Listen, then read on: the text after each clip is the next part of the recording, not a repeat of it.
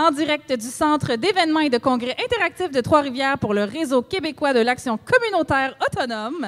Bienvenue à Farouche! On est des femmes libérées, des féministes frustrées, des misanthropes brisées, des mal baisées. On aime pas s'épiler, on est entêtés. Oh yeah. Un peu sauvage c'est barre, on fait ce qu'on veut de notre corps. On est fa fa fa fa fa fa fa fa fa fa fa fa fa farouche. Approche-toi pas. Ah, bonsoir! Bonsoir tout le monde, on est content d'être ici avec vous. Donc moi je m'appelle Corinne Laperrière et j'utilise le pronom elle. Et moi, c'est Emna Achour et j'utilise aussi le pronom elle. Et on est vos deux animatrices du podcast écoféministe Farouche, le podcast qui vous accompagne pendant votre vaisselle et la montée du fascisme. Oui, ça s'appelle l'équilibre. Et aujourd'hui, c'est un épisode très spécial. On a la chance d'avoir été engagés par le Réseau québécois de l'action communautaire autonome pour le 2e congrès de leur histoire. Applaudissez-vous, on est avec une belle gang ce soir. Ouais! Yeah! Yes! Très content d'être ici ce soir. Si vous nous connaissez pas, enchanté. Emna et moi, on est des humoristes écologistes, féministes, irrévérencieuses, antiracistes. Bref, c'est normal si vous nous avez jamais vus au tricheur. Oui. Ils Ça arrive. n'invitent jamais les maudits. Puis Farouche, ben, c'est un podcast où on invite que des femmes au micro et des personnes de la diversité de genre. Comme ça, il n'y a aucun homme qui peut nous couper la parole. C'est bien important. Mais si on s'interrompt entre nous, c'est de la faute au TDAH, pas au patriarcat. Vous le savez. C'est important. Et aujourd'hui, oui, excuse-moi, avec nous, ben, on reçoit des membres du Réseau québécois de l'action communautaire autonome. Alors, on a Sarah Arsenault avec nous. Allô, Oui, allô. on l'applaudit. Canel Volin. Allô, allô. Oui. Et Jannick Galibois. Hello. Merci d'être là, mesdames. Merci d'être là. Canel, tu es chargée de projet aux pratiques inclusives et anti-oppressives du Réseau québécois de l'action communautaire autonome. Merci d'être là. Est-ce que tu te sens farouche aujourd'hui? Ah oui, et puis j'espère me le sentir encore plus après. Oh oui! On aime ça de Ça, même. c'est la bonne attitude. Toi, Sarah, tu es responsable au dossier politique à la Fédération des femmes du Québec. Tu es aussi une ancienne avocate. Te sens-tu farouche aujourd'hui, Sarah? Je me sens farouche sociable. Farouche sociable. Ah, c'est bon, ça, j'aime ça. C'est bon, c'est comme la petite pastille de vin à SAQ, là. On est farouche Fruité et so- sec, oui, c'est bon. fruité et sec, farouche et sociable. Farouche sociable. Parfait. Et Jannick, tu es coordonnatrice générale, toi aussi, à la Fédération des femmes du Québec. Merci d'être là. Est-ce que tu te sens farouche aujourd'hui? Tous les jours. Tous les jours. Ça, c'est la bonne attitude. D'ailleurs, on voulait vous le dire, vos titres de job sonnent déjà très farouches. On aime ça. Ouais. On voulait commencer par vous demander peut-être si vous aviez des petits exemples de comment se manifeste votre féminisme, parce que vous êtes là parce que vous êtes féministe.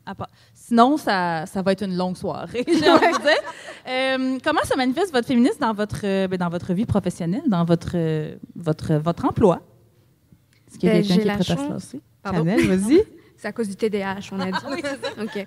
J'ai la chance d'être dans une équipe majoritairement féminine, puis on essaye de toujours collaborer avec des femmes exceptionnelles, puis aussi d'avoir un regard intersectionnel, puis d'avoir aussi des femmes qui viennent de différents horizons, qui ont diverses capacités, etc.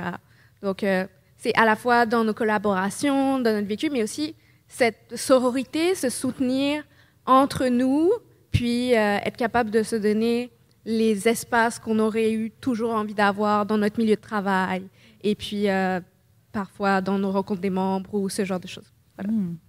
Très bien, on aime ça, on aime ça. On aime très Oui, ça. oui. Ouais. J'aime ça, on va applaudir à chaque réponse, j'adore. On va applaudir tout le temps. Les gens sont comme, oui, les féministes. Vous deux, Sarah et Comment Jannick? ça? Là, vous êtes à la Fédération des femmes du Québec. C'est ça. Ça doit être... C'est comme, Ça doit c'est être implicite, difficile, là. en fait, c'est comme un prérequis pour travailler. Oh, excusez-moi, est-ce que vous m'entendez? Oui. C'est un prérequis pour travailler à la FFQ. Je veux dire, c'est le mot de tous les 5 mots qu'on dit. C'est quoi les 4 autres mots? Maintenant, je veux le savoir. Fédération du Québec. Mais oui, ça ressemble à quoi, un entretien d'embauche? Fédération des femmes du Québec, c'est-tu comme, je sais pas moi, aimes-tu les hommes cis hétéros? Oui. Non. Out. Fired! Non, c'est une vraie question. Mais... Non. Ben, Ben oui, non, mais je suis un peu curieuse. mais je peux te donner peut-être une anecdote de comment je l'ai vu dans ma vie personnelle. Parce que Ok. j'avais une petite réflexion tantôt. Moi, je laisse pas passer les gens. Dans le fond, je t'explique. Quand tu sors du métro, souvent, on s'attend à ce que les femmes cèdent le passage ou dans la Oui. rue. Puis moi, je bouge pas. Je laisse les gens me rentrer dedans. Fait que là, je suis comme, Tu vois? Tu es un homme, tu Tellement penses que vrai. tu as tout l'espace. Tu mérites tout l'espace. Ah, j'aime ça. Moi aussi, je fais ça. Moi aussi, je fais ça. Un petit coup d'épaule misante de temps en temps, ça Oui. fait du bien. Mais c'est parce que des fois, il te... Ah, il te slog. Il te slog, là. Il rentre violemment, puis t'es comme, ben oui, c'est ça, monsieur, vous avez été habitué à ce qu'on se tasse toujours. Là, on se tasse plus. Voilà. Très bon. Les gens me rentrent dedans. Oui, Ouais. beaucoup. Puis ils Ça- s'excusent. Ah, il s'excuse. Ben, c'est ça. Baissez les yeux. C'est Baissez le les yeux. malaise, changer de camp. C'est ça. Oui, c'est bon, ça. Est-ce que vous vous connaissez, là, vous êtes deux à la Fédération des femmes du Québec, vous avez mangé des tapas ensemble, on l'a appris hors d'onde, fait que vous vous connaissez, je pense. On est une équipe. Oui, vous êtes une équipe. 8 personnes, Ah. en incluant la présidente, donc oui. Oui, vous vous connaissez bien. Oh, Est-ce oui. que vous connaissez Canel aussi? Oui, on connaît Canel. Non, mais c'est dans, peu dans moins, quel un peu cadre moins. vous travaillez, vous avez, C'est vous devez travailler ensemble? À travers le RQAK, et puis on a nos sièges sociaux dans la même bâtisse. Donc, Ah. on se croise à travers Régulièrement. les ascenseurs. Oui, Exactement. aux toilettes, à la Pour machine à échanger des café. anecdotes. C'est où le siège social? Au niveau de Jean Talon, par là, je sais jamais c'est quoi l'adresse exacte. Je pense que Voilà, la c'est maison par Rebac. Oui, maison parents repas, évidemment. Sais-tu comme. Moi, mon expérience de communautaire, 90% des organismes communautaires sont dans des anciens presbytères. Ah, Non, pas Ah, du tout. non, pas dans Non, non. OK, mais par applaudissement, qui a son bureau dans un ancien presbytère? Bon, merci. parfait. C'était pas 80%, mais il y en avait. Je voulais juste prouver que j'avais pas dit n'importe On quoi. était à 2 à peu près. Qui est peut-être 2%. Parfait, parfait. Ben, écoutez, on aura l'occasion de reparler de tous ces liens qui vous unissent un peu plus tard. Merci pour cette belle entrée en matière, mesdames. Oh yeah!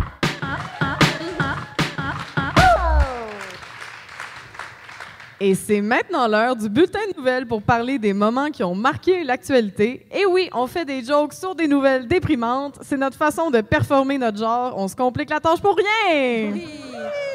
Ah, il s'est passé tellement d'affaires depuis le dernier épisode de Devant public en avril dernier qu'on n'aura même pas le temps de parler de la date de Justin Trudeau puis Katy Perry au restaurant Le Violon, la gang. C'est dramatique. Qu'est-ce qu'il y a dans sa bio d'application de rencontre à Juju, vous pensez? Moi, ça me hante depuis. Je me dis, c'est genre Tellement curieuse. ex-PM, ex de Sophie, proche de ses émotions. # Love My New Pipeline. Je sais pas, mais on s'éloigne. Ouais, on y revient. Donc, c'est une rentrée difficile pour le gouvernement de la coalition Avenir Québec, qui n'a jamais été aussi loin d'être une coalition et d'avoir un avenir au Québec. Oui. En effet, la commission sur le scandale des dépassements de coûts de SACLIC se poursuit. Et plus ça va, plus on se demande quel est le plus gros scandale entre le dépassement des coûts ou le non-SACLIC. Ça sonne mal. Le scandale continue d'éclabousser les ministres qui soutiennent qu'ils n'ont jamais été alertés de dépassement de coûts, tels des adultes qui jouent à la cachette avec un enfant de 2 ans. Quoi? Des dépassements de coûts qui se cachent derrière le rideau? J'ai pas vu de dépassement de coûts, moi. On a aussi appris que le gouvernement du Québec a décidé de couper les ponts avec l'entreprise suédoise Northvolt. Hein? Pourtant, la CAQ aime tellement les ponts. On aurait pu faire un super beau pont de Lévis à Stockholm. Oui! Mais bon, assez parlé de sujets sérieux et de soupçons de corruption, on aimerait plutôt attirer votre attention sur les prières de rue et les bénévoles de bibliothèques voilées. Ah oui, les journées de smog à répétition au Québec vous causent de l'anxiété? N'y pensez plus. Ayez plutôt peur des 2-3 manifs pour la Palestine où des gens priaient pour sauver la vie d'enfants. C'est beaucoup plus productif. Vous avez de la misère à payer votre logement et votre épicerie? C'est sûrement de la faute au concierge de nuit qui porte un turban à l'école publique. Vous savez... Ben oui, vous savez ce qu'on dit? Du plomb dans l'eau dans les fontaines des écoles, c'est mal, mais une cafétéria qui propose un sandwich halal sur le menu, c'est pire! Oui. Vous êtes une mère qui n'est pas en mesure de retourner au travail à cause de la pénurie de places en garderie? Pourquoi ne pas étendre la loi 21 aux éducatrices de CPE et empirer la pénurie de places en garderie? C'est brillant. Ouais. Des mauvaises solutions à des problèmes imaginaires, la CAQ en a des tas. Et tout ça pour le prix modique de 141 625 $ par député après une autre hausse random salariale de 10 000 Oui. Et bonus, votez pour le Parti québécois ou le Parti libéral aux prochaines élections et risquez encore la même bullshit néolibérale pour le même prix. Ouais. salaire sujet à des hausses sans préavis, peut provoquer des effets secondaires de sentiments d'impuissance et d'envie de fesser dans le mur. Des conditions s'appliquent. Oui. Toujours au Québec, le premier ministre François Legault a procédé à un remaniement ministériel de son cabinet afin de s'assurer qu'aucun dossier important ne puisse avancer d'ici les prochaines élections. Oui. Et l'ancien ministre de l'Éducation, Bernard Lâchez-moi avec les GES Drainville, a été muté au ministère de l'Environnement. Non, mais ça fit, hein, pour vrai, dans les forêts puis dans les écoles, il y a des champignons. Il aurait pu être ministre de l'Agriculture aussi parce que c'est un sacré navet. OK, bon, ça suffit. Monsieur Drainville a promis de poursuivre le travail en environnement comme en éducation, c'est-à-dire en coupant partout. Personne n'est laissé derrière. Hein? Les mauvaises conditions, c'est pour tout le monde. Les enseignantes, puis les mélèzes avec. Yes, sir. Yeah! Et Geneviève Guilbeault a, quant à elle, hérité du ministère des Affaires municipales. Ah oui? Ah non, j'étais sûre que c'était genre ministre du numérique à cause de ses vidéos malaisantes sur Instagram. Non. Non, celui qui a hérité du ministère de la cybersécurité et du numérique, c'est un dénommé Gilles Bélanger. Moi, je le connais pas, mais je fais pas confiance. Non, mais c'est quoi les chances qu'un dénommé Gilles Bélanger soit compétent dans la cybersécurité et le numérique, là? Ouais. Moi, je dirais 0, 0, 0, 0. Comme le code de sa tablette, probablement. Ouais, voilà. Probablement. L'ancienne ministre de l'Habitation, France-Hélène Duranceau, que François Legault lui-même a surnommé Cruella pour sa passion pour la mode et l'assassinat de bébés chiens pour se faire un manteau. Et maintenant, au Conseil du Trésor. Oui. Là, oui, on n'a pas de problème. France-Hélène, elle va être déçue, je pense, d'apprendre que c'est pas un vrai trésor, le Conseil du Trésor. Elle a sûrement déjà essayé de la mettre dans sa sacoche Louis Vuitton. Et aux États-Unis, maintenant, inquiétez-vous pas, il n'y a pas juste des mauvaises nouvelles. Il y a aussi la dégradation de la santé de Donald Trump. Si vous ne le saviez pas, le président a été diagnostiqué avec une maladie veineuse chronique. Ça, on vous le dit là, pour que vous prépariez du champagne au frais. Oui, il faut être prêt. Mais bon, malheureusement, le Cheetos en chef est toujours top shape au moment où on se parle et a demandé à ses procureurs de faire un examen approfondi des musées woke du pays. Son but, s'assurer qu'il soit aligné avec la vision de l'histoire des États-Unis de Donald Trump, c'est-à-dire USA, USA, USA. Selon le président, les musées de Washington présentent une mauvaise image du pays en exposant des faits. Le bon ami de Jeffrey Epstein aimerait mieux qu'on parle de l'esclavage comme d'une erreur de parcours et du nettoyage ethnique des Autochtones comme d'un road trip que mal viré. T'sais. C'est juste ça. Trump aurait aussi donné l'ordre à son équipe de réviser les expositions sur les activistes des droits civils et des militantes féministes pour les remplacer par un gros écran qui joue en loop la pub... Excuse-moi, j'ai trouvé ça drôle en le disant. Pour la remplacer par un gros écran qui joue en loop la pub suprémaciste blanche d'American Eagle où Sydney Sweeney vend ses bons jeans. Donald Trump aurait également participé à l'élaboration d'une exposition pour immortaliser sa mémoire. Il voudrait qu'on se souvienne de lui comme une icône de la mode, avec des habits bien taillés, des cheveux soyeux et naturels, et un fond de teint indétectable. Le leader suprême des États-Unis souhaite aussi qu'on se rappelle de lui comme d'un mari aimant pour lequel sa femme Melania n'a surtout pas de dégoût ostentatoire. Toujours aux États-Unis, le département de la Défense a changé de nom pour le département de la guerre. Drôle de timing pour un président qui veut recevoir le prix Nobel de la paix. Hein?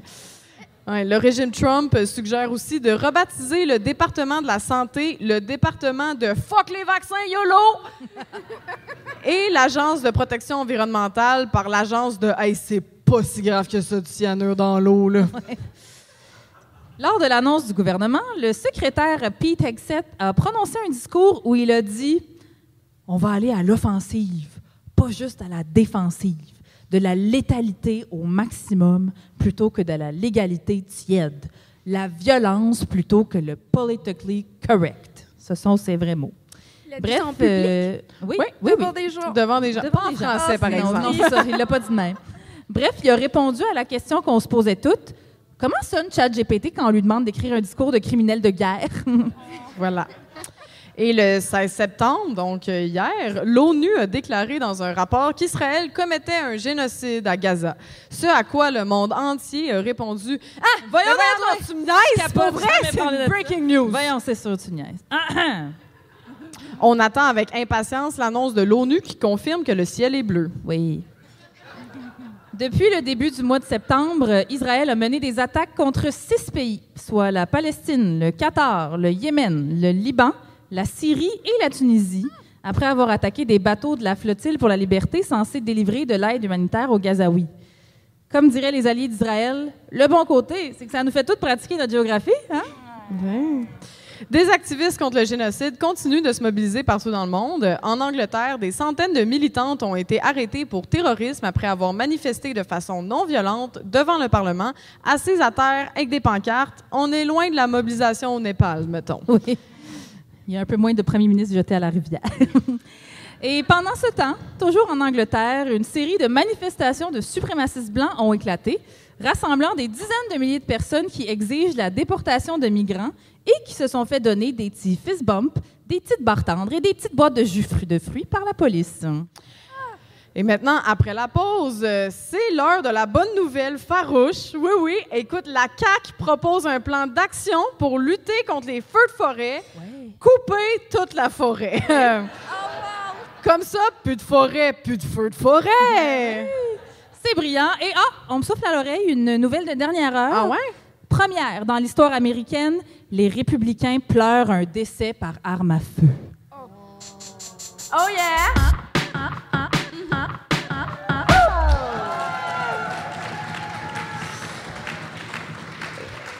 Vous écoutez toujours Farouche, le podcast écoféministe qui donne des sueurs froides à Mathieu Bocoté. Oui, on le salue.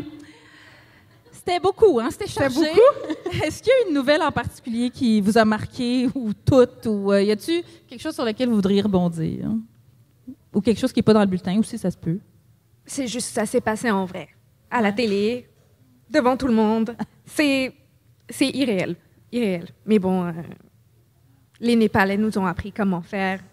Faut suivre exactement la même chose. On y va. Ouais, moi, je savais pas que ça se pouvait jeter des premiers ministres dans la rivière, puis j'aime pas ça. C'est quoi la Révolution française? Oui, non, mais oui. Je veux dire, dans les 500 dernières années, Coralie, 300, 200, bref. Mais mettons, oui, j'avais pas vu ça dans mon iPhone encore. Mais ouais, on doit prendre exemple. Mais c'est pas tout le monde qui a le droit de dire ça, mais moi, je peux le dire. Moi, je prendrai exemple sur les Népalais avec plaisir. Toi, Sarah? Ben moi, c'est surtout la sortie du rapport indépendant de l'ONU qui m'a marquée. Parce que oui, comme vous l'avez dit, vous avez fait des bonnes blagues sur un génocide. Oui, des blagues de génocide, c'est notre... Mais je pense que quand on prend en considération quand même qu'on a un bureau à Tel Aviv du Québec, qu'on prend en considération que le Canada finance, entre autres, des entreprises génocidaires qui sont alliées à Israël pour 14,2 milliards. Des fois, on a l'impression que c'est un peu loin, mais en fait, c'est très, très proche, notre complicité. Puis moi, je me pose la question quand même, parce que vous savez que OD, c'est à Chypre. Oui, occupation double, oui, on passe à un autre, oui. Oui, on passe à un autre est à registre. Chypre aujourd'hui. Mais écoute le lien. C'est les mêmes eaux. Ils se nagent dans les mêmes eaux, puis j'espère que l'eau est bonne. Oui, on leur souhaite pogner des coups de soleil. Oui, non, c'est une réflexion que j'ai beaucoup, parce que j'ai aussi un autre podcast qui analyse occupation double avec un angle féministe. Je fais ça dans la vie, moi, parler dans des micros, n'est-ce pas? Ça s'appelle Les Ficelles et c'est justement une critique qu'on avait de comme « How dare you » de tous les pays dans le monde choisir Chypre cette année, qui est comme, je ne sais pas à combien de kilomètres, mais qui est à moins d'une heure d'avion. Comme 300. Là. Oui, c'est ça. Là, c'est très, très proche. C'est genre Québec-Montréal. C'est comme plus un Gaspésie, Marianne. Ouais, mon Dieu. Toi, Yannick?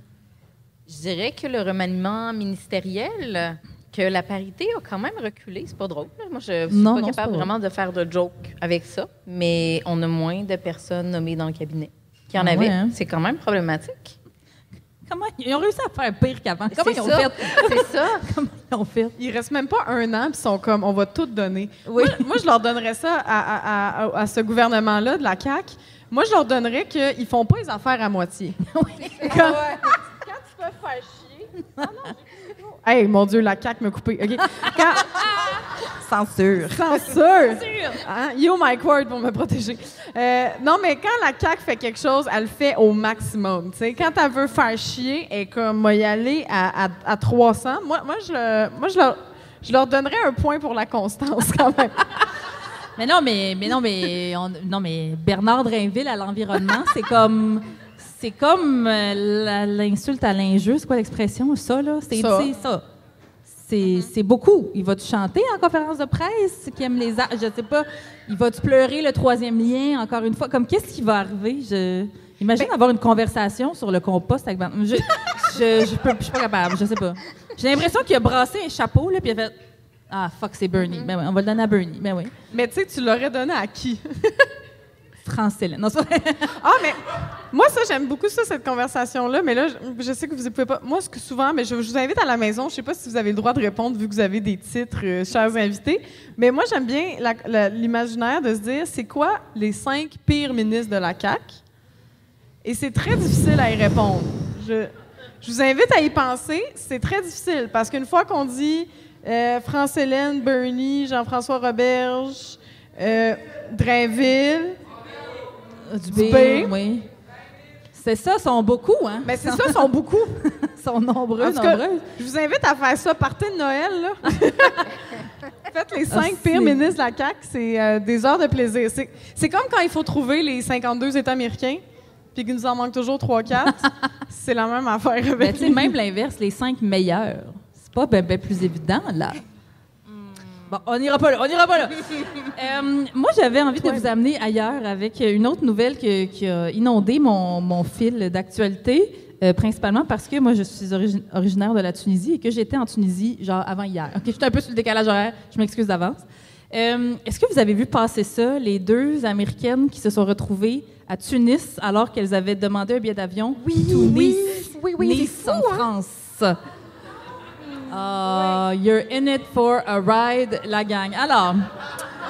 Alors, déjà, hein, le portrait. 2 jeunes Américaines dans la vingtaine qui s'appellent genre Brittany and like Susan. Je sais pas c'est quoi le nom de la deuxième, mais il y en a une qui s'appelle Brittany. Dans le fond, elles étaient à Rome et elles devaient prendre l'avion pour aller à Nice, en France, et elles ont raté leur avion. Donc, elles se présentent à je sais pas quel comptoir de tout l'aéroport et elles demandent comme « Oh, we have to go to Nice, we want to plane to Nice. » Fait que là, la personne au comptoir a fait « Ah, Tunis. » leur a fait payer et elles s'en sont jamais rendues compte avant d'être dans l'avion. Ils n'ont jamais regardé. Moi, je sais pas vous, je regarde le petit écran avec toutes les portes d'embarquement 114 fois avant d'aller prendre mon vol. Eux autres, ils ont vu TUN. Et je tiens à dire aussi qu'ils ont pris un vol avec la compagnie Tunisair. Et à aucun moment, elles se sont dit peut-être c'est pas la bonne destination. Moi, ce que j'aime, c'est qu'ils sont rentrés dans l'avion puis ont fait c'est vrai qu'il y a beaucoup d'immigration en France. Oui. Hein? Ils ont trouvé les gens pas mal bruns, en effet. Ouais. Ah, mais c'est ça. Mais l'affaire, c'est que ce sont probablement des Gen Z, ou en tout cas, jeune vingtaine, fait qu'elles ont tout documenté avec leur téléphone. Elles ont mis ça sur TikTok en temps réel. On pouvait suivre ça vraiment en temps réel. Mais tu sais, on veut pas faire de généralisation, mais les Américains, tabarouettes, Colin, hein? Ils s'aident pas des fois. Puis, c'était comme un mélange d'ignorance et de racisme, moi je vais le dire, de racisme parce qu'elle était tellement désemparée dans l'avion, elle était comme « Oh my God, Brittany, we're going to Africa! » Parce que, non, j'ai sauté une étape. Au début, elle était comme « Where's Tunisia? Where's Tunis? We don't know where that is! » Puis là, comme l'hôtesse de l'air qui est clairement dégueulée, elle est comme « It's in Africa. » Puis ils sont comme « Oh my God, we're going to Africa! » Fait qu'elles ont comme fait un caca nerveux, elles ont paniqué, elles se sont rendues jusqu'en Tunisie parce que les hôtesses de l'air étaient comme « Assoyez-vous, calice. » Puis, rendues à Tunis, ils vont vous gérer. Mais là, eux autres, ils ont filmé tout ça. Elles arrivent à Tunis et là, il y a une vidéo délicieuse. Ils sont dans un bureau avec un employé de l'aéroport, je sais pas trop, qui facepalm tout le long. Puis elles essaient d'y expliquer, sont comme... Tu sais, puis ils lui expliquent comme si c'était à lui de régler le problème. Ils sont comme, oh my God, we said like Tunis, and then we got to Tunis, and then, oh my God. Puis là, le monsieur, il est juste comme, ben faites juste acheter un autre billet d'avion. Je comprends pas votre... Mais bref, donc c'est devenu même un trend de TikTok, là, les gens qui étaient allés pour vrai en Tunisie volontairement, qui écrivaient genre « Ah, est-ce que vous êtes allé à Tunis, en France? » « No, I went to Tunis. » Puis ils mettaient plein de belles images. Fait que c'est comme un coup de pub incroyable pour la Tunisie, finalement, qui est un pays pas si connu tout de même, mais pas si connu, mettons, pour le tourisme. Et ce qui est super le fun, c'est qu'il y a une agence de voyage tunisienne qui a pris la balle au bon et qui a décidé de réinviter Britney et sa collègue. Fait qu'en ce moment, elles sont en Tunisie et vivent leur best life et mettent plein de photos et de vidéos sur les réseaux sociaux. On va suivre Britney. On va suivre Britney. I went to Africa. Moi, je t'avoue que si elle parle pas exactement comme tu viens de la faire, je vais être déçue. Je te jure qu'elle parle comme ça. J'aimerais ça te dire qu'elle parle pas comme ça, mais elle parle exactement comme ça. C'est sûr. Puis ils se sont pris plein de photos. Est-ce qu'ils sont comme « Oh my God, we're in Africa ». En tout cas, j'ai tout aimé et tout haï à la fois. Parce que... Puis, en tout cas, excusez, j'ajoute une dernière affaire. Il y a une vidéo qui a circulé, mais sûrement juste en Tunisie, où est-ce qu'on voit... Tu sais, ils ont tellement filmé qu'on peut voir... Parce qu'ils n'ont pas flouté les faces de personnes, qui est vraiment irrespectueux. Puis on voit les faces de d'autres passagères, puis il y a une passagère qu'on voit dans le fond qui fait juste « Je suis béabim ». Et ça, en arabe, ça veut dire « Voyons, elle est bien conne ». Il n'a pas pu se retenir de faire... Tu sais, t'imagines l'Américaine capotée, puis toi, t'attends pour aller voir genre ta famille, puis elle est comme « Oh my God, Africa ». Fait que... Oui, ça, c'était un bon... Hey, pour vrai, moi, c'est peut-être moi qui est un peu maline, mais si je les avais vus dans l'avion, moi, je serais allée les niaiser. Oui, là, oui. Moi, j'aurais dit genre, hey, faites attention, ils vont vous manger. Je les aurais fait peur. Mais c'est ça, elles étaient à l'aéroport puis elles voulaient pas sortir de l'aéroport de Tunis. Je sais pas si elles pensaient que comme c'est ça, il y avait un safari à l'extérieur, un dromadaire qui allait les bouffer. Je sais pas. Mais ouais, ça m'a fait beaucoup rire, puis ça a mis la Tunisie sur la map, fait que moi je suis contente. C'est vraiment l'équivalent des Français qui viennent au Québec qui sont surpris qu'on vive pas dans les igloos. Là. Oui. Puis qu'on touche pas aux écureuils. Tu sais, on croise tout le temps des Français qui se rapprochent un peu trop proches des écureuils. C'est peut-être juste moi. J'habite pas loin du plateau, c'est peut-être ça. C'est juste toi. Oui. C'est juste toi qui les cherches, dans le fond. Tu cherches les Britney, puis les Français qui font « Alors du coup, un écureuil... Oui, c'est ça. Toi, Coralie, ta nouvelle, qui t'a marqué? Vraiment plus d'ennante que ça, je suis désolée. Moi, je capote un peu sur les investissements militaires. C'est légitime. Qu'on vient d'annoncer. Tu as Mark Carney qui a ajouté, on passe, dans le fond, le budget militaire de 53,4 milliards de dollars à 62,7 milliards de dollars. C'est comme une augmentation de 30 milliards de dollars. Et ça arrive à peu près, tu sais, ça arrive cet été, je ne sais pas si vous vous en rappelez, il y a 4 ou 5 militaires. En fait, il y a 4 militaires de la base de Valcartier qui se sont fait arrêter pour qui préparaient un coup terroriste. Et il y a 5 autres militaires qui se sont fait suspendre parce qu'ils faisaient des saluts nazis. Et c'est à ce moment-là qu'on leur donne du cash. Ah oui. On veut plus de saluts nazis. Non, c'est ça. Mais moi, je suis en mode, genre, là, il va falloir que les enseignantes commencent à être racistes. Si on veut financer l'éducation. Ah oui. Je pense qu'il va falloir prendre la stratégie de l'armée canadienne parce que ça marche très bien en ce moment. Puis aussi, c'est un peu fou, moi, je trouve, c'est comment les médias en ont parlé de ça. Par exemple, il n'y a pas le journée dans la presse. Que je vous lis là, la première phrase de son article quand Mark Carney a annoncé cette augmentation de 30 milliards de dollars. Il a dit « La réaction la plus fréquente à la hausse du budget militaire annoncée par Mark Carney se résume en un mot, enfin. » Mon Dieu. J'en fesse de l'équipement, ça attend. Qui a dit ça, Paul? Paul? Enfin, t'es où? C'est qui tes amis? De quoi vous parlez? T'as entendu ça dans l'autobus? Je comprends pas. Peut-être qu'il y avait un pool. Genre un pool d'hockey, mais un pool d'investissement militaire. Je sais pas. J'essaie de trouver des excuses. On l'aurait pris dans le communautaire, cet argent-là. Oui, c'est ça. C'est bien dit, ça. 10, combien? 12 milliards de plus? 30 milliards de plus. Je compte donc bien pas bien. 30 c'est comme dur en milliards, parce que je veux pas... Mais non, mais de 53 à 62, c'est pas 30? Ah non, c'est 10. Ah non, mais c'est pas 53, c'est plus que ça. J'ai un autre chiffre. En tout cas, 10 milliards. Hey, c'est beaucoup d'argent. On est humoristes, OK? J'ai un bac en com, la gang, là. Attends, répète donc, ta joke était bonne. Non, répète-la, elle était bonne. Elle me l'a dit pas fort, mais je veux que vous elle l'a dit. Es-tu ministre de la CAQ? Oh! Je sais pas compter. Parce qu'elle sait pas compter, c'est bien dit. Très bonne. Non, tu le sais pas. Ouais, je sais pas, mais peut-être que je suis... Hey, Chris, je pense que je suis dans le remaniement ministériel, je sais pas. Peut-être qu'il va nommer, je sais pas aucune idée.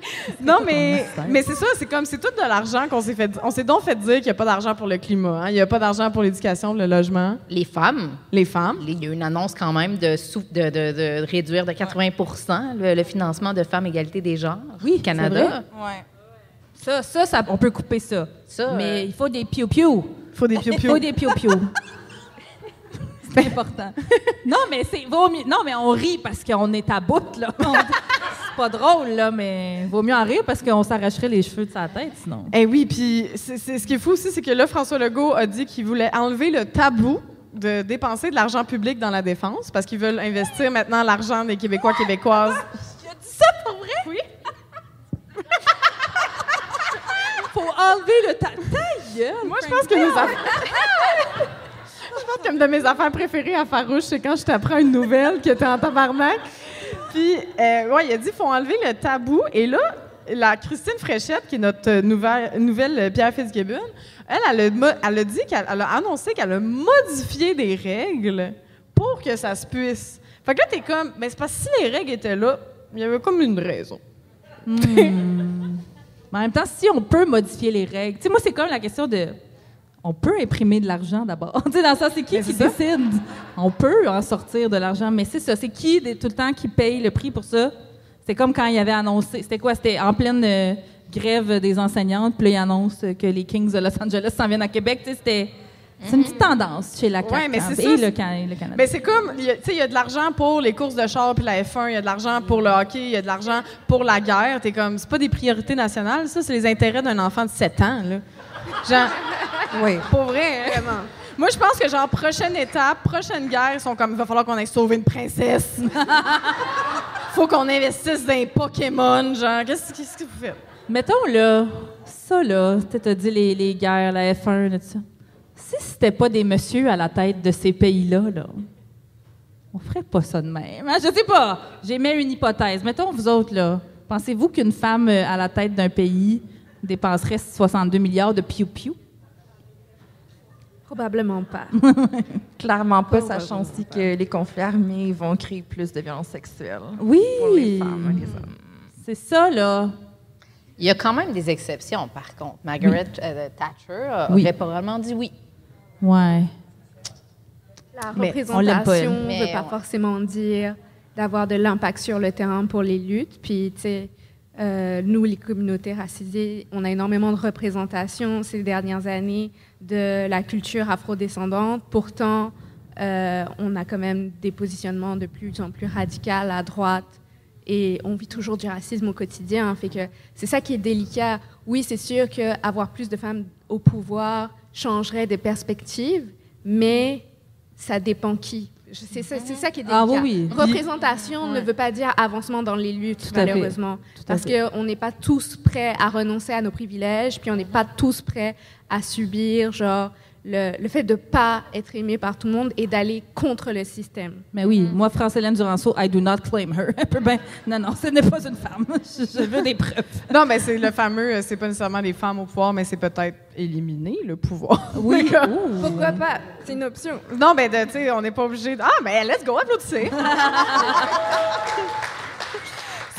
Ça, vous voyez, c'est pour ça aussi qu'on n'est pas aux tricheurs. C'est comme... Oui, je sais pas, ils nous laisseraient pas parler de... C'est ça, lancer François Legault dans Rivière des Outaouais, là. C'est la Rivière des Outaouais, j'y pense.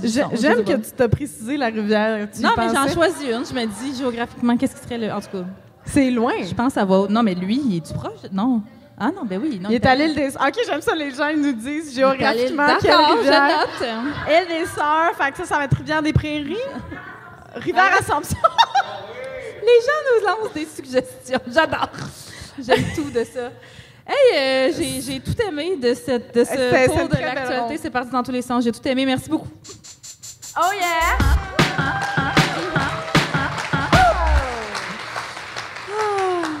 C'est maintenant l'heure du segment Sans ma vie, là où on revisite certains pans de la culture pop qui ne passeraient plus aujourd'hui. Alors, qu'est-ce que tu as préparé pour nous aujourd'hui, Emna? Oui, bien, on en a parlé. Il y a une montée fulgurante de l'extrême droite, n'est-ce pas? Pas juste chez la grosse crotte de fromage orange, mais un peu partout. Dans le monde aussi, on salue la CAQ puis le PQ. Mais c'est vrai que chez nos voisins du Sud, ils ont le don de se dépasser. Hein? C'est pourquoi je voulais aujourd'hui vous présenter un Ça mal vieilli, mais édition, ouvrez les guillemets, faites attention à qui vous idolâtrez. Ils vont peut-être se lever un mardi puis soudainement soutenir publiquement un génocide ou faire un post Instagram sur à quel point Charlie Kirk, c'est un bon père. Fermez les guillemets. Faites attention. Alors, je vais commencer par une entité que les auditeuristes de Farouche nous ont souvent demandé de décortiquer dans le cadre de notre segment Ça a mal vieilli. La série Friends. Ah, ça, c'est triste parce que tout le monde aime ça puis tout le monde est déçu. Oui, la grossophobie, homophobie, misogynie. Il y a bien des choses dans cette série-là qui, effectivement, passeraient plus aujourd'hui. Mais au lieu de me plonger vraiment dans Friends, j'aimerais attirer votre attention particulièrement sur David Schwimmer, l'acteur qui jouait Ross. Est-ce qu'on a le référent à peu près? Le Ross, c'était un des pires personnages de la série. Problématique, gaslighter en chef. Plus invalidant que ça, t'es mon ex. Super possessif. On le salue, OK? Super possessif avec sa blonde chaque fois qu'elle veut faire un gros move pour sa carrière. Couche avec une autre fille 3 heures après que sa blonde puis lui ait décidé de prendre un break. Et donc, si je vous disais que l'acteur est aussi haïssable que le personnage, oui, je l'ai appris récemment, David Schwimmer a été invité il y a quelques mois à faire un speech dans une conférence de la Anti-Defamation League, qui est une organisation aux États-Unis à la base créée pour combattre l'antisémitisme, mais qui est juste devenue un gros lobby pro-Israël. OK? Et dans son speech, il somme les acteurs, actrices de confession juive, qui sont pas mal nombreux à Hollywood, on s'entend, de dénoncer le grave, le dangereux, le violent antisémitisme aux États-Unis depuis le 7 octobre. OK? Les Juifs se font attaquer dans la rue.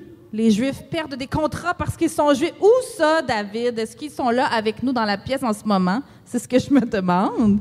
Je ne sais pas ce qui me gosse le plus entre les faux... Je ne sais pas si on se rappelle de ça. Les faux bébés à la tête tranchée du 7 octobre. Hein? Je ne sais pas si on se rappelle.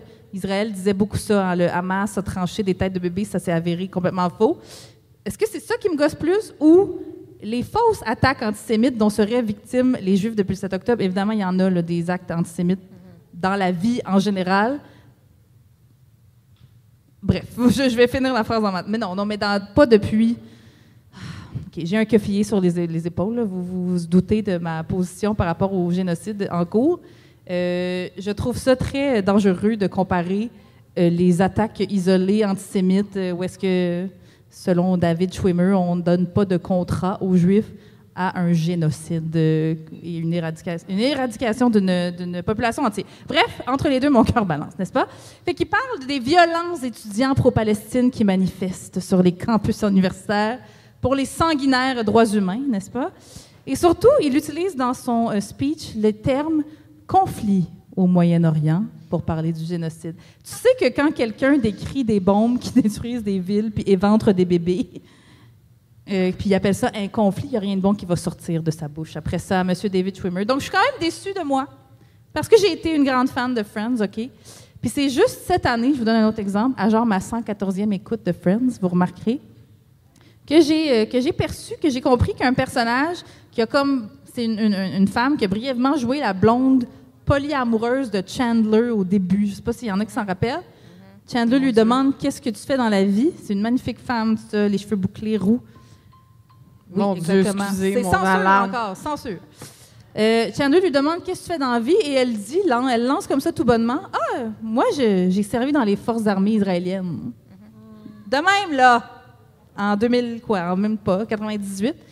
Fait que, bref, pour conclure cette partie, fuck Friends, fuck Ross, and you were not on a break. Voilà. Je passe à un autre classique pour briser vos rêves, Jerry Seinfeld. Alors, Jerry Seinfeld, vous en rappelez peut-être, notre invitée India Desjardins avait fait un mémorable rant lors de l'épisode 6 de Farouche sur la misogynie dans la série Seinfeld. La série qui a connu beaucoup trop de succès dans les années 90, selon moi, chez les hommes qui n'ont pas de base de lit puis qui disent couramment la phrase « T'es bien trop belle pour être lesbienne. » Wesh! C'est mon évaluation. Et bien, Jerry Seinfeld se trouve à être, aux surprises, un fervent défenseur d'Israël lui aussi. Et il a récemment comparé les gens qui disent « Free Palestine », attention, au Ku Klux Klan. Oh, wow! Oui, rien de moins. Il dit qu'au moins les gens qui soutenaient le KKK étaient honnêtes par rapport à leur haine des Juifs, mais que nous, on détourne... oui, c'est ça. À part de ça, tout va bien, là, sinon. OK, maintenant, dans la catégorie plus surprise, toutes les humoristes femmes américaines qu'on aimait ou presque sont sionistes, je vous présente Amy Schumer, Sarah Silverman et Eliza Schlesinger. Oui, c'est comme toutes des... Ils ont eu du bon succès dans les... Sarah Silverman depuis plus longtemps, mais dans les dernières années, des specials Netflix, des femmes féministes et tout ça, qui s'avèrent être sionistes. Par exemple, il y a Schumer qui avait publié tout de suite après le 7 octobre sur son Instagram qu'elle exigeait, évidemment, la libération des otages israéliens seulement, pas les Palestiniens. Elle l'a pas écrit comme ça, mais c'est ça le sous-texte. Et le caption était « Les personnes juives sont le seul groupe qui n'a jamais le droit de se défendre. » Moi, ça me donne envie de me crever les oreilles avec un stylo Bic, ces discours-là, je ne sais pas vous. Elle dit ça n'a même pas rapport avec l'occupation. Le Hamas ne veut pas mettre fin à l'occupation. Le Hamas veut juste éradiquer Israël. C'est pas faux. Mais on va lui donner ça. Non, c'est pas vrai. Après ça, on va leur... C'est drôle parce que c'est pas à ce moment-là qu'ils rappellent que Netanyahou a financé massivement le Hamas aussi via de l'argent étatique. Il mettre toujours des petites informations. C'est vraiment le fun. Paraît que depuis, elle a précisé par après qu'elle soutenait aussi un cessez-le-feu, là. Mais bon, too late to apologize dans mon livre à moi. En plus, semble-t-il qu'elle travaille actuellement sur le développement d'une comédie romantique israélienne. How fun! Ça m'insulte. OK, Silverman, de son côté, ça, c'est une grande perte pour l'humour, quand même. Elle avait repartagé une publication sur Instagram où c'était écrit... Là, il y a bien du monde qui disent que... C'est pas elle qui l'avait écrit, mais elle l'avait partagé. Elle dit, il y a bien du monde qui disent que c'est inhumain, qu'Israël coupe l'eau, coupe l'électricité à Gaza. Mais Israël, il avait dit, là, c'était simple. Libérez les otages, puis on va vous redonner l'eau et l'électricité. Elle a dit après qu'elle était battée quand elle a écrit ça. Qu'elle regrettait parce qu'elle était battée. Mais c'est toujours une mauvaise idée de faire un petit petit bat and position politique, là. Non, mais c'est un fléau. Quand tu viens de fumer un bat, prends pas ton sel sauf pour voir des vidéos de chats. Non, mais parce que toi, mettons, Coco, quand tu fumes un bat, toi aussi tu deviens pro-génocide. C'est connu. Non, c'est connu. Non, mais on n'a plus le THC qu'on avait, on va se le dire. J'étais battée, mais Eliza, maintenant, madame, elle, son truc, c'est qu'elle n'aime pas l'expression « From the river to the sea, Palestine will be free ». Elle dit en gros que même si elle n'est pas d'accord avec le meurtre d'innocents palestiniens, l'antisémitisme, c'est bien pire. Parce que le Hamas a attaqué les Juifs parce qu'ils haïssent les Juifs. Par où commencer avec ces gens-là? Je ne sais jamais. Arrêter toute intervention après le « mais ». Oui. Ça marche jamais. Vraiment. C'est bien dit. C'est bien Vraiment. dit. Bon, alors pour terminer, un petit clin d'œil peut-être à un facho bien de chez nous, puisqu'on est au Québec ici. Olivier Beach Day Everyday Primo. OK, je vais juste faire une parenthèse hors d'onde. On s'est rendu compte que Canel ne savait pas, chanceuse vous allez me dire, ne savait pas qui est Olivier Primo. Et non, pas du tout. Quand on a décrit qui était Olivier Primo, on s'est rendu compte de l'absurdité de son CV. Non, mais imaginez d'écrire à quelqu'un qui ne sait pas c'est qui Olivier Primo. Fait qu'il y a comme un beach club, puis il fait des drinks sucrés, puis il veut qu'on achète de l'eau, puis il y a des poutines, puis Il rate des poutines. C'est ça.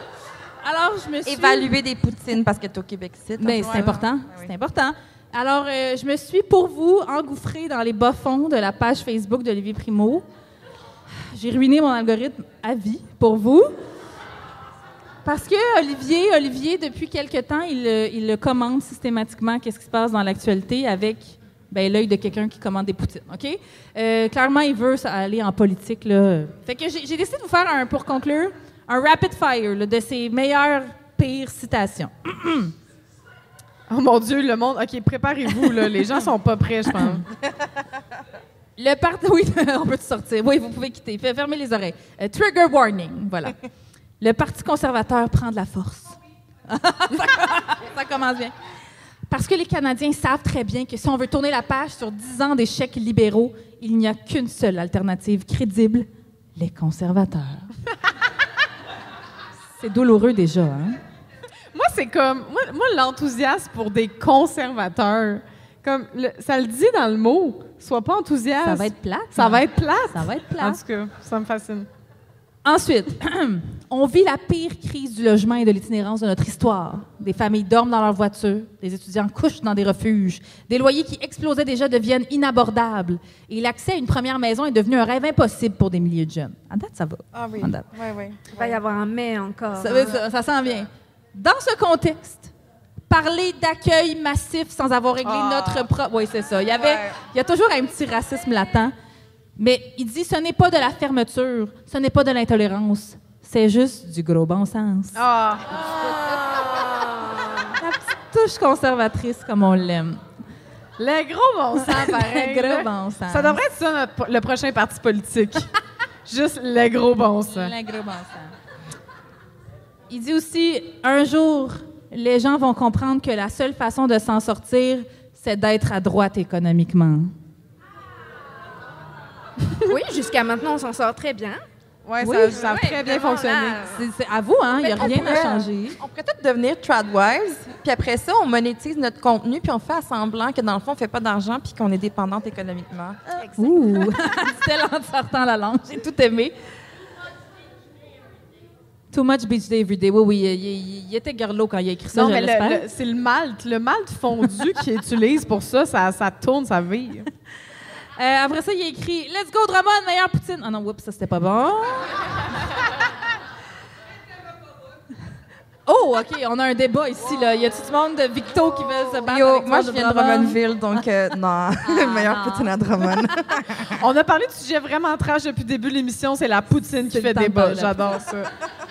Alors, il a aussi écrit « Le Grand Prix, c'est des millions en retombées économiques, des hôtels pleins à craquer, des restaurants bondés. » Il n'a pas parlé d'exploitation sexuelle, mais c'est pas grave. Des milliers de touristes qui découvrent notre ville et nos femmes. Chaque année, et surtout, c'est incroyable pour l'image de Montréal et du Québec, plus d'emplois, plus d'investissements, plus de visibilité. Et là, il rajoute « PS ». Point ultra négatif, la circulation était catastrophique. Who would have thought? Des gens en char qui vont voir d'autres gens en char sur une petite île accessible seulement par un petit pont. Ça m'a fait bien rire. Alors, en résumé, donc, pour conclure, careful who you cheer for. La gang, perdez pas votre précieux temps à consommer de la culture faite par des gens qui ne reconnaissent pas les droits humains de base. Be merry and free Palestine. Oh yeah!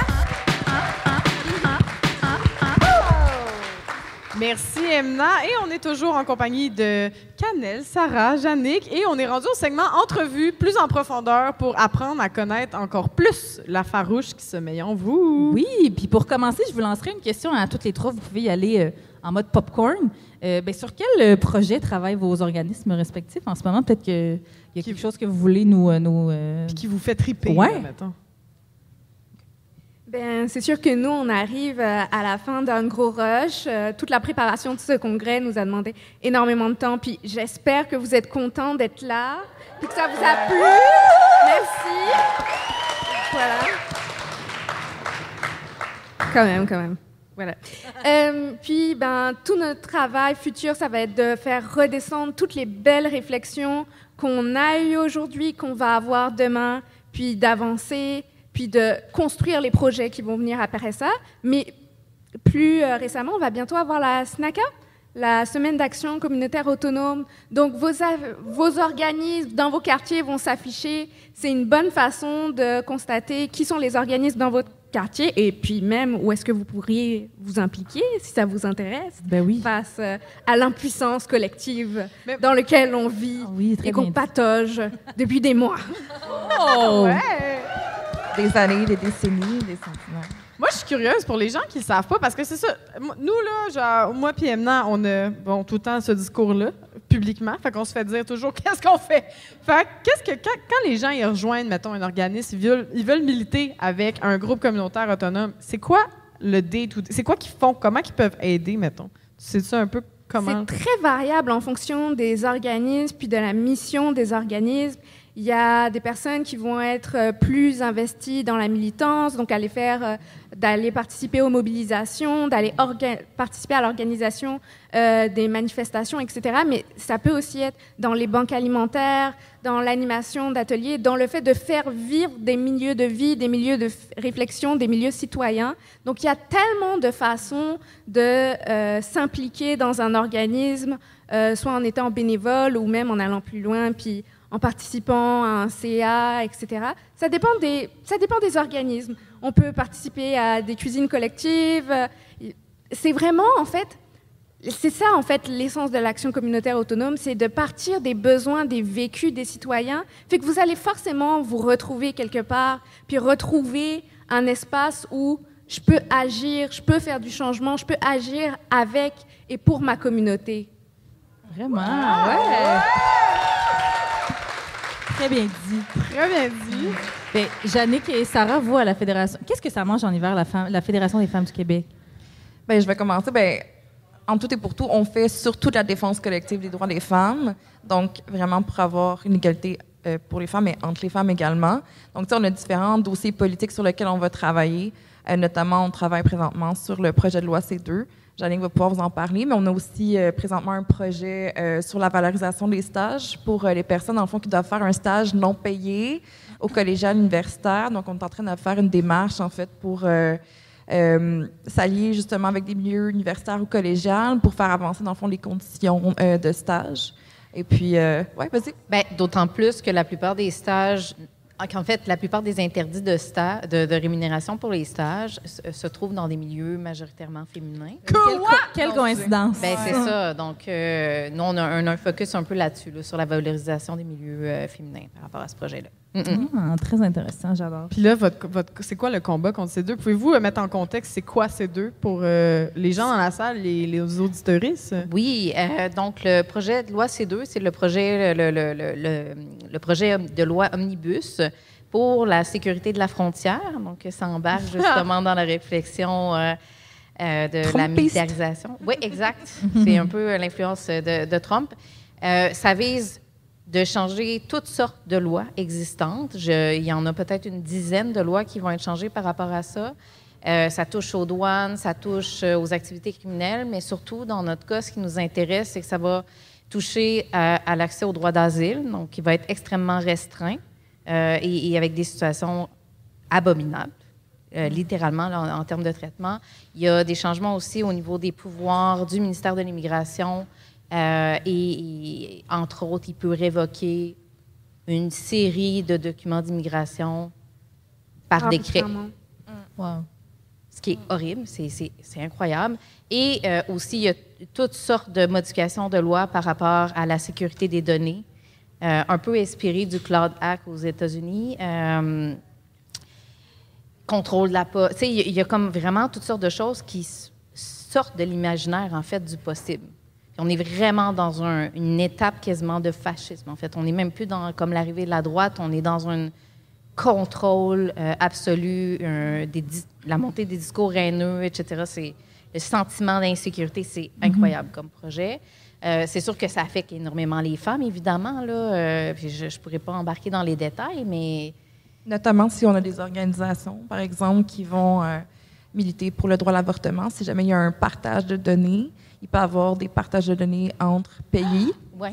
Et donc, par exemple, avoir un impact si, par exemple, tu es citoyenne américaine ou quoi que ce soit. Donc, oui, ça a vraiment des impacts importants. Mais attends, attends, pour le mettre en contexte, là, attends, ça, c'est quelque chose... Fait que là, mettons... Tu fuis ton pays parce que... Ouais, vas-y. Ben, vas-y, t'avais un bon exemple. Ben toi, non, mais je sais pas, tu fuis ton pays parce que, je sais pas, moi... Ouais, mettons, y a-tu un exemple? Non, on essaie d'en trouver. Fait que là, une citoyenne américaine, mettons, est-ce que c'est genre, elle fuit les États-Unis parce qu'elle avait travaillé pour Planned Parenthood, puis là, elle arrive ici, puis... OK, aidez-nous, là, on comprend pas. On comprend pas. Je suis ministre de la CAQ, j'ai pas beaucoup d'idées. Tu le sais pas. Moi, j'ai un bac en com, je le dis encore. Vas-y. Ben, l'exemple que Sarah donnait, c'est même pour une Canadienne, en fait. C'est, par exemple, l'application, en fait, de l'information, le traitement de l'information va être fait, par exemple, par les États-Unis. Donc, au niveau du partage. Et ils vont l'appliquer, en fait, selon leur contexte à eux, contexte étatique, je m'excuse. Donc, s'ils voient dans nos informations... C'est sûr qu'il y a beaucoup d'inconnus, encore de flou dans le projet de loi, là, mais ils pourraient très bien... par exemple, il donnait l'exemple du Texas, je m'excuse, qui va interdire l'accès à l'avortement et tous les services d'accompagnement à l'avortement. Bien, ils vont le traiter de la même façon, en fait. Donc, s'il y a une personne qui va accompagner ou encourager l'avortement, ils vont avoir ces informations-là.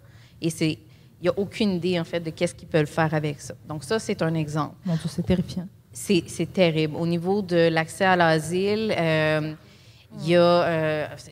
l'accès est tellement réduit, puis il y a tellement de femmes, en fait, qui, justement, sont extrêmement à risque et qui vont se retrouver en statut précaire. Et les femmes qui sont en statut précaire, bien, souvent vont avoir encore plus de problèmes de logement, vont être extrêmement en précarité, vont subir d'autres traumas qu'ils ont eu à vivre avant. Je pense que le pire exemple aussi, c'est ils vont donner un délai d'1 an pour l'accès à l'asile. C'est-à-dire que ils vont... je m'excuse, j'ai mal expliqué, mais... c'est pas de ta faute à toi, c'est eux autres qui rendent ça compliqué. En fait, oui, ça l'est. Ça l'est extrêmement. Exact, oui. Dans le fond, ils vont donner un délai pour les personnes qui arrivent au Canada, même avec un statut régulier. Ils vont donner un délai d'1 an pour faire la demande d'asile. Donc, si tu dépasses ce délai-là, tu n'as pas le droit de... Comme ta demande va être jugée irrecevable. Et ça, c'est valable de manière rétroactive jusqu'à 2020. Et c'est valable pour la première entrée, peu importe. Donc, si quelqu'un, un jeune de 15 ans qui a visité le Canada... Avec ses parents, par exemple, du voyage. Oui, quand il avait 10 ans, puis là, il se retrouve menacé, justement, il doit quitter parce qu'il a peur de se faire recruter dans un groupe armé. Il ne peut pas faire la demande en arrivant au Canada. Donc, puis ça, c'est certains exemples de toutes sortes de choses qui sont impossibles. Écoutez, on va quand même organiser des actions puis des mobilisations. Il y a d'autres groupes aussi qui travaillent là-dessus. Qu'on crisse le feu, c'est ça ma question. Qu'est-ce qu'on fait? Il y a comme vraiment une coalition présentement puis comme la FFQ est un des acteurs, actrices, mais comme il y en a plein d'autres présentement. Puis tu sais, abonnez-vous à notre infolettre, abonnez-vous à l'infolettre également. Il y a un front uni contre ces deux. Il y a plein d'organisations comme l'Observatoire pour la justice migrante qui en fait partie, notamment la Ligue des droits et libertés. Donc, abonnez-vous aux infolettes pour avoir l'info. Mais merci de faire ça. Puis moi, je suis curieuse parce que, bien honnêtement, moi, de mon passé, mon Dieu, de militante et de féministe, je pense que c'est la première fois que j'entends des groupes de femmes être plus intersectionnels. Est-ce que c'est en train d'arriver? Est-ce que c'est-tu moi qui connaissais pas bien la Fédération des femmes du Québec ou c'est-tu comme nouveau, cette espèce de genre, OK, on défend pas juste le Québec ou genre pas juste les Québécoises? Non, bien, la FFQ a toujours eu des positions quand même de solidarité à l'international. Après, dans l'application, moi, je peux pas parler de avant. Quand je travaillais, ça fait 3 ans et demi. Donc, ce qui s'est passé avant, je le sais pas. On en a des échos quand même, mais je pense que, tu sais, mettre en pratique l'intersectionnalité, c'est un long processus, OK? On est tous socialisés de manière raciste. Il faut, genre, le reconnaître, en être conscient, puis avoir des réflexions, puis dans nos espaces aussi avoir ces réflexions-là. Puis je pense que on est toujours dans cette réflexivité-là sur nos pratiques et tout. Puis, je dirais, techniquement, on a une approche intersectionnelle, mais on a encore des choses à modifier. Donc, on va être humble sur ça. Donc, je te dirais pas qu'on est intersectionnel. On a des bonnes aspirations, là, je pense. Puis, voilà. Mais aussi, une chose que je voulais pas oublier, il y a la Marche mondiale des femmes qui arrive. Donc, il y a des activités le 17 et le 18 octobre à Québec. C'est au Québec qu'on va accueillir des délégations de partout à travers le monde. Il y a la coordination de la Marche mondiale des femmes qui organise toutes ces belles choses-là, des covoiturages qui sont organisés à travers le Québec. On va avoir un contingent à la FFQ aussi, plein d'autres organisations. Fait qu'on vous invite vraiment à se joindre à nous. Oui. Ouais. On se voit là-bas. Mais oui, je voulais rebondir sur ce dont on parlait, là, on aime le milieu communautaire, évidemment. Je pense que toutes les personnes qui sont ici, quand vous vous impliquez, quand vous faites de ça votre métier, votre carrière, c'est parce que ça vous tient à cœur. J'ai travaillé très brièvement. Je n'ai pas 1% de votre expérience. J'ai travaillé 1 an dans un OBNL.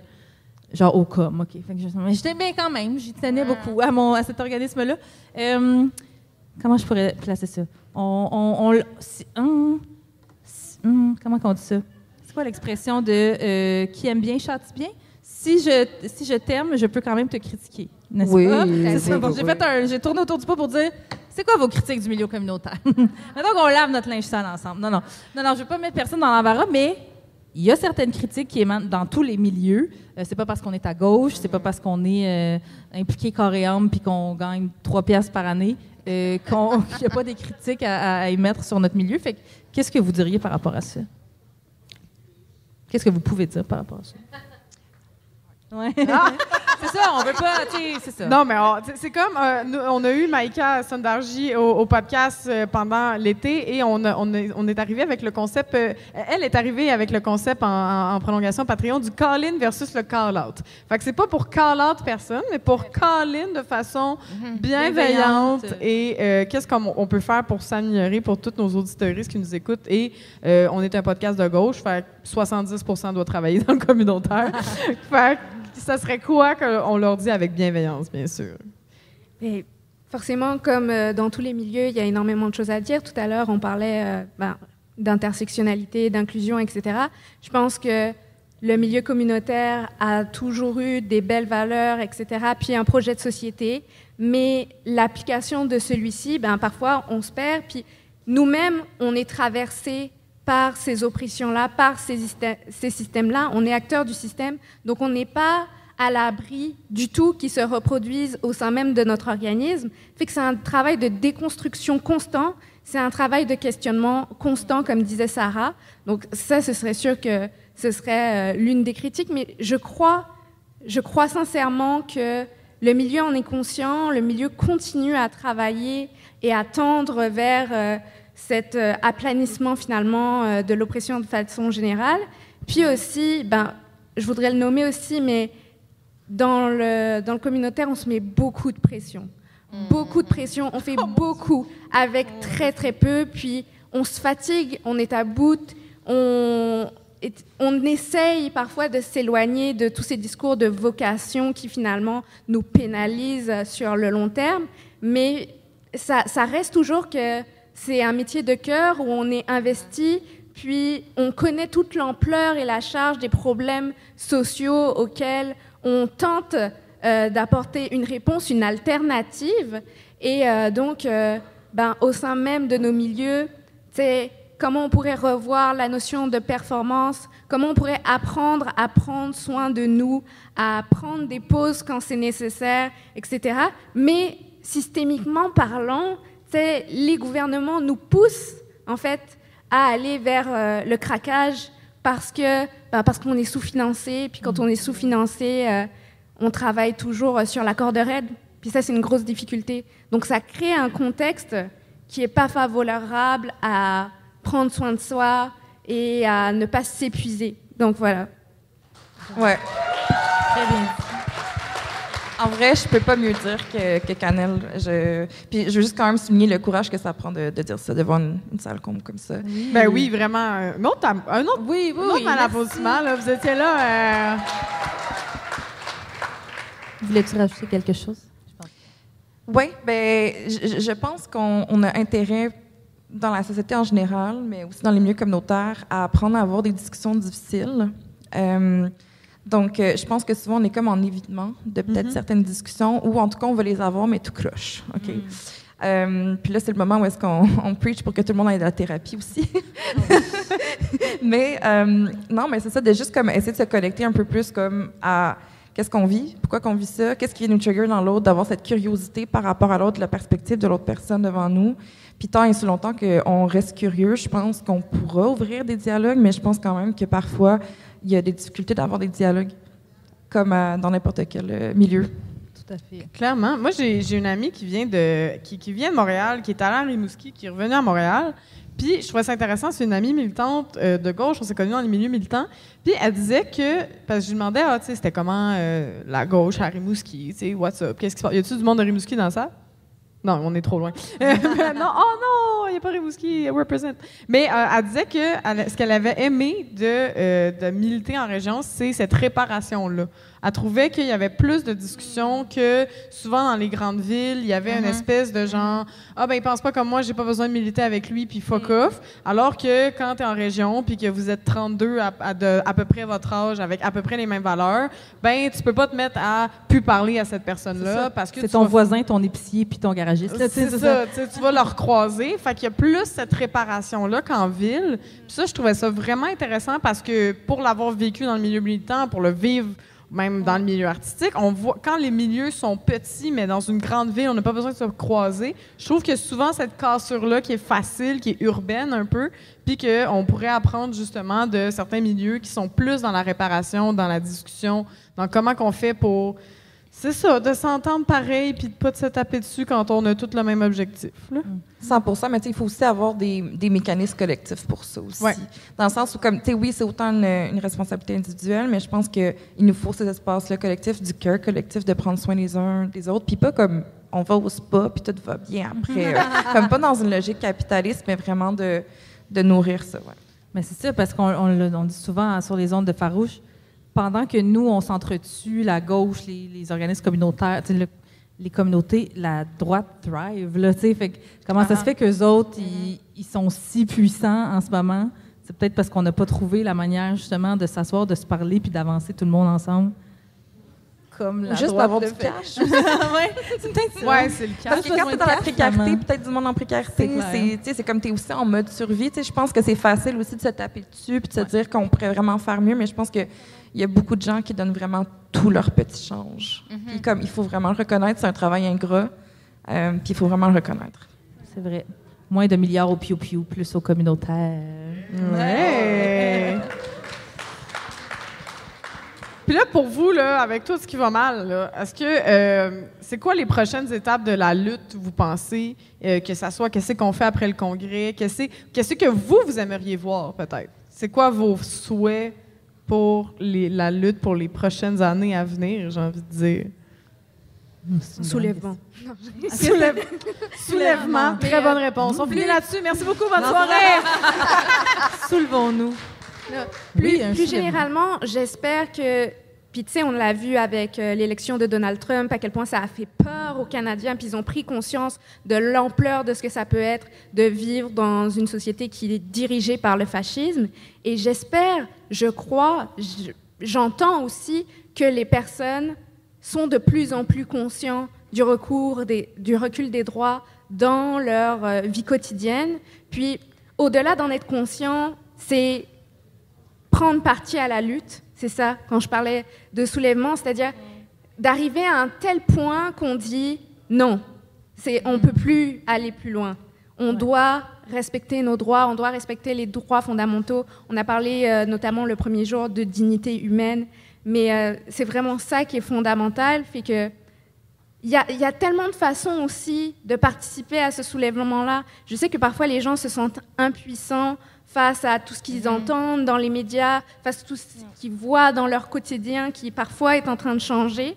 Mais il y a plein de méthodes. Ça peut être, bien sûr, s'investir dans un organisme communautaire, mais ça peut être aussi s'éduquer sur ses propres droits, s'éduquer sur les droits des autres. Pour quand viendra le temps de se battre pour ces droits-là? Tu sais, on parlait notamment du projet de loi C2. On parle beaucoup du fait que ça va notamment toucher le droit des réfugiés à l'immigration. Mais c'est les droits de tous les Canadiens, de tous, de toutes, qui sont concernés dans ce type de projet de loi. Puis c'est ça qu'on doit comprendre avec le fascisme. C'est le contrôle au possible, puis on est tous concernés, puis on doit tous participer avec le plus de tactique possible. Voilà. Ouais, bon.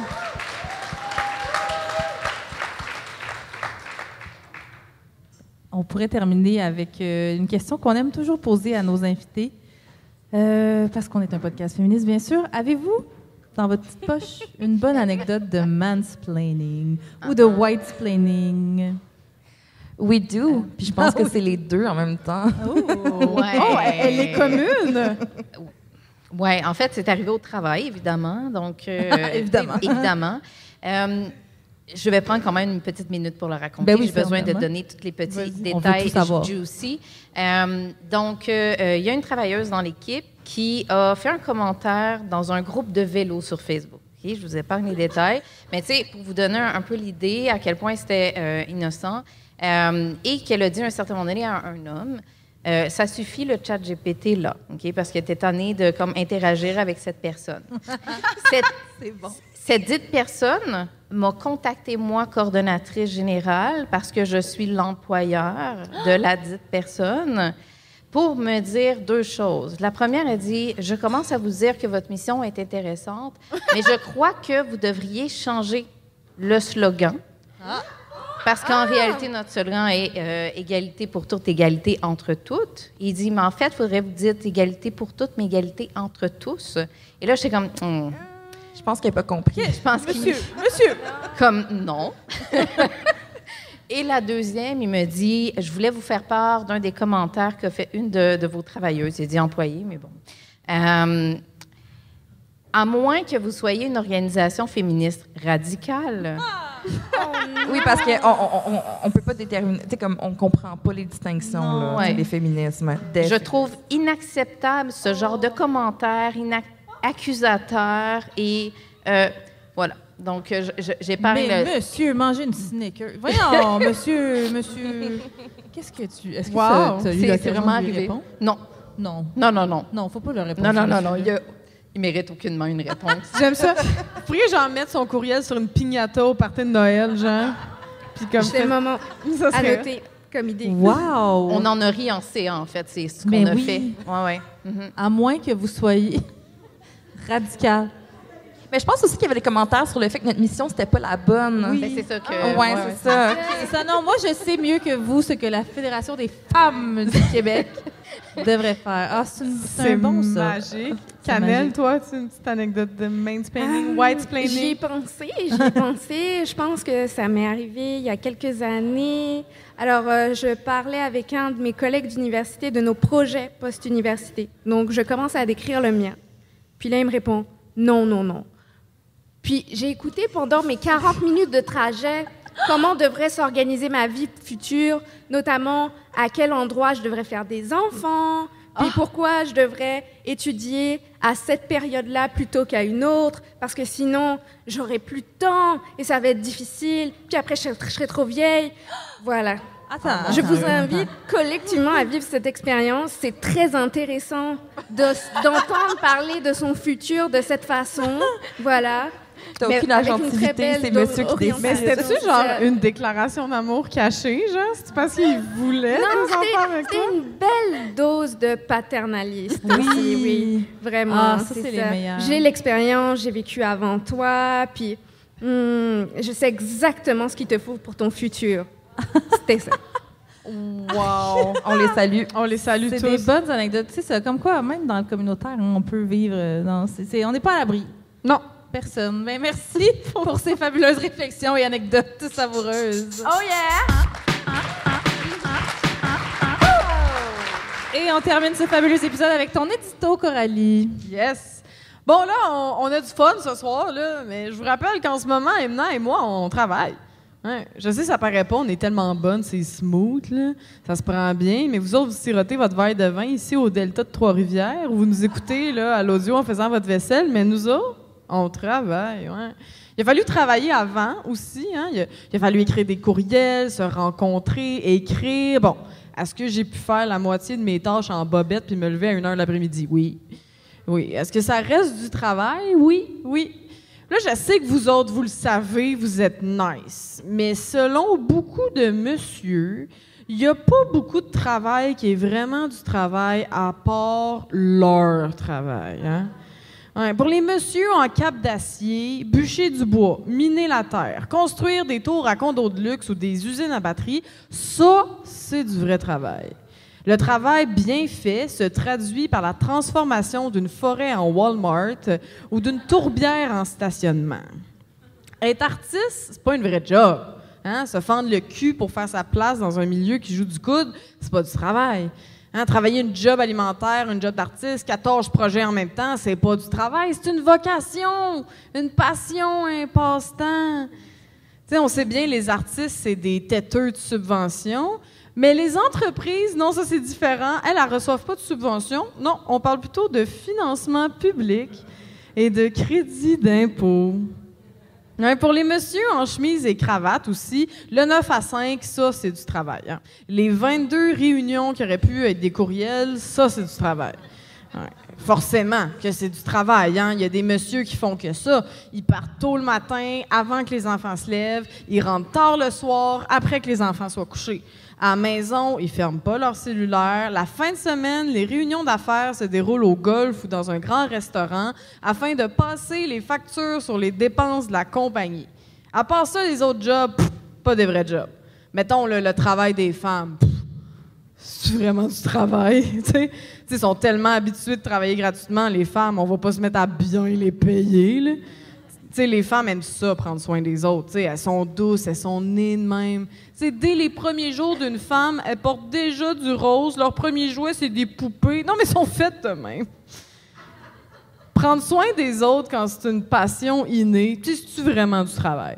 Non, mais tu sais, c'est-tu bon pour l'économie des groupes communautaires? Les garderies puis les hôpitaux, y ont-tu un bon rendement? Tu sais, les écoles publiques, ils devraient fournir des rapports pour prouver leur profitabilité économique. Puis s'assurer que tout le monde ait un toit, ben c'est pitcher de l'argent par les fenêtres. Non, mais on vote pour des partis de droite au nom des travailleurs, hein? Pour qu'ensuite, les partis coupent des postes dans la recherche scientifique, la santé publique puis la télévision d'État. Des organismes sont obligés de slacker du monde par manque de fonds. Des orthopédagogues se réorientent comme Casey au Tim Hortons pour une meilleure stabilité financière. Puis tous ces chômeurs-là, ben c'est excellent pour le marché de l'emploi. La droite, elle stimule l'économie. Ouais, l'argent du filet social dans les compagnies privées, on coupe dans les soins puis on coupe la forêt. La crise climatique, c'est une opportunité pour le marché du travail. Ça crée plein de jobs de pompiers, d'experts en sinistres, de croque-morts. Depuis le mois de mai, des gardiens du territoire protestent avec raison contre le projet de loi 97 au Québec en bloquant des chemins forestiers à l'industrie forestière. La CAQ, elle, s'est empressée de rassurer l'industrie. Eux, ils vont être là pour protéger les jobs. Fait que je suis allée checker que c'était combien de jobs, tu sais. Comment ça, la CAQ est à genoux à faire des petits becs ses orteils de l'industrie, hein? Pour combien? Bien, au Québec, l'exploitation forestière, c'est 59 000 salariés, c'est pas rien, mais en comparaison, le milieu communautaire autonome, c'est-à-dire vous autres, c'est 54 000 salariés. C'est drôle, hein? Pour 5 000 salariés de différence, je vois pas le gouvernement du Québec défendre les jobs des groupes communautaires avec la même fougue. T'sais? La CAQ vous donne-tu 17 millions de dollars par mois comme à l'industrie forestière, vous autres? Hein? Non, mais est-ce que vous avez pensé à plus détruire le territoire pour vous faire respecter? Maintenant que tu le dis. Hein? La croissance pour la croissance, c'est l'idéologie d'un cancer. Bon, pour être honnête, la phrase vient pas de moi, mais ça vient d'un gars que j'ai pas envie de citer parce que selon sa page Wikipédia, il est full raciste. Mais j'aimerais ça qu'on se réapproprie le narratif sur les jobs. Des jobs, ça peut être des jobs d'artistes, de scientifiques, de régisseurs de plateau, de travailleuses sociales, de coordonnatrices à la mobilisation, de psychoéducateurs, de barmaid dans un festival d'art, d'ergothérapeutes, d'infirmières, de soudeurs sur des éoliennes. Tu sais, j'aimerais ça qu'on parle de jobs qui prennent soin du monde, puis pas juste des jobs qui détruisent le monde. Parce que nous autres aussi, on travaille, puis en plus, on fait une maudite bonne job. Oh yeah! Wow, merci Coralie. Eh bien, c'est ce conclut ce merveilleux épisode de Farouche. Avez-vous eu du fun? Yes, merci à nous inviter, Canel, Sarah, Jannick. Est-ce que vous voulez inviter les gens à vous suivre? On suit vos organismes. Qu'est-ce qu'on suit? Ben oui, vous pouvez absolument suivre la Fédération des femmes du Québec sur nos réseaux sociaux, notre infolette, plein d'autres affaires. Puis on a plein de partenaires puis d'alliés avec qui on collabore, nos membres aussi, tout ça. Super! C'est ça. Pareil pour nos réseaux sociaux. Puis n'hésitez pas à regarder dans vos quartiers. Vous verrez que tout le milieu communautaire sera affiché dans les prochaines semaines.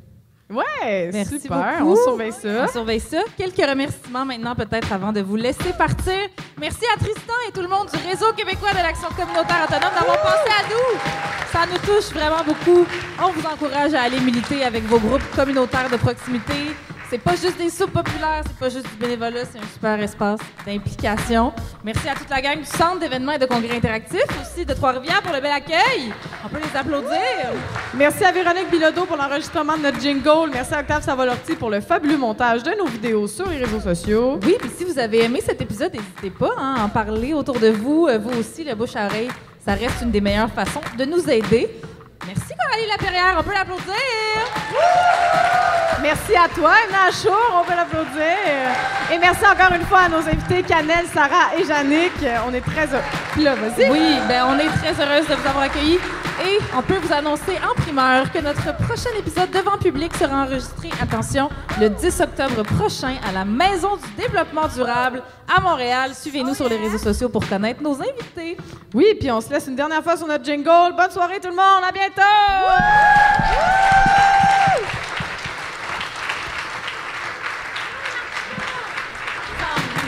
Des mal baisés.